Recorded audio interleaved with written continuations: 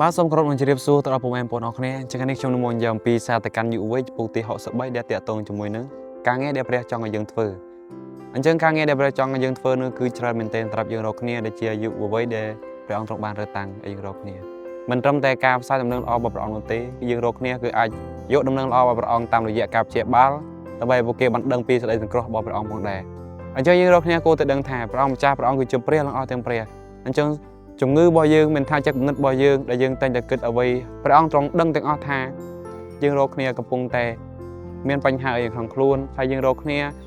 កំពុងតែជួបនៅវិបត្តិអ្វីអញ្ចឹងហើយទៅព្រះយេស៊ូវទ្រង់ចង់ឲ្យយើងរាល់គ្នាទុកចិត្តទៅលើព្រះអង្គហើយនៅពេលដែលព្រះអង្គទ្រង់ហៅពួកយើងរាល់គ្នាចូលយើងកុំខ្លាចហើយក៏កុំងាករេក្នុងការចេញទៅបំភ្លឺលោកីអំពីព្រះអង្គផងដែរអញ្ចឹងព្រះយេស៊ូវគឺព្រះអង្គគឺជាព្រះទាំងអស់ទាំងព្រះអង្គទ្រង់បានដាក់ការងារឲ្យយើងរាល់គ្នាគឺជាសំណាងមួយដ៏ធំសម្រាប់យើងរាល់គ្នាដែលព្រះអង្គទ្រង់បានត្រាស់ហៅយើងរាល់គ្នាទៅបំពេញនូវកិច្ចការងារមួយហ្នឹងយុវជនដែលព្រះអង្គទ្រង់បានរើសតាំងគឺព្រះអង្គទ្រង់ចង់ឲ្យយើងរាល់គ្នា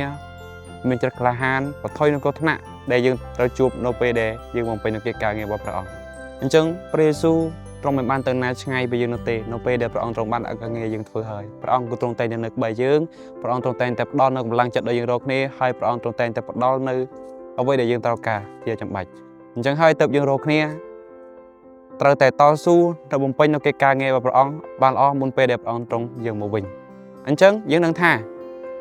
នៅពេលដែលព្រះអង្គទ្រង់យើងមកវិញគឺព្រះអង្គទ្រង់ត្រូវការមនុស្សណាដែលបំពេញនូវកិច្ចការងាររបស់ព្រះអង្គណាល្អហើយមនុស្សណាដែលយកចិត្តទុកដាក់ទៅលើកិច្ចការងាររបស់ទ្រង់និងមនុស្សណាដែលស្មោះត្រង់ជាមួយនឹងព្រះអង្គនោះព្រះអង្គទ្រង់នឹងទទួលយកមនុស្សនោះទៅឯនគរតាំងសួគ៌ជាមួយព្រះអង្គអញ្ចឹងយើងនឹងថាមនុស្សយើងរាល់គ្នាទោះបីអាក្រក់ប៉ុណ្ណាក៏ព្រះអង្គទ្រង់តែងតែស្រឡាញ់យើងរាល់គ្នាព្រះអង្គទ្រង់មិនដេះស្អប់យើងរាល់គ្នាទេ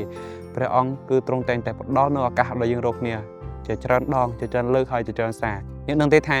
មូលហេតុអ្វីបានជាព្រះអង្គទ្រង់យើងមកសុគតនៅលើជាឆ្កាងតែពិតណាស់ព្រះយេស៊ូវទ្រង់បានលះបង់នៅជីវិតរបស់ព្រះអង្គដើម្បីមកសុគតជំនួសយើងដែលយើងជំនួសមេបាបដែលយើងតែងតែប្រព្រឹត្តបាបពីមួយថ្ងៃទៅមួយថ្ងៃយើងតែងតែគិតអាក្រក់ទៅលើគ្នាយើងតែងតែផ្ដល់នៅគំនិតអាក្រក់ទៅលើគ្នាទៅវិញទៅមកហើយក៏យើងមានការឈ្លាននេះគ្នាទៅវិញទៅមកផងដែរប៉ុន្តែព្រះយេស៊ូវទ្រង់បានលុបបាបដល់យើងរាល់គ្នាដើម្បីយើងរាល់គ្នាកើតសារជាថ្មីដើម្បីទទួលព្រះអង្គជាព្រះសង្គ្រោះហើយយើងនឹងបាននៅជាមួយព្រះអង្គប៉ុន្តែនឹងថាការសង្គ្រោះរបស់ព្រះអង្គគឺមានសារៈសំខាន់សម្រាប់យើងរាល់គ្នាព្រះអង្គទ្រង់ចង់ឃើញកូនរបស់ទ្រង់កែប្រែខ្លួនហើយនៅជាមួយនឹងព្រះអង្គកាន់ភ្ជាប់នៅបញ្ញត្តិរបស់ព្រះអង្គហើយឲ្យយើងរាល់គ្នាបានឡើងទៅឯនគរតាំងសួគ៌នៅពេលដែលព្រះអង្គទ្រង់បានយើងមកជាលើកទី2ផងដែរ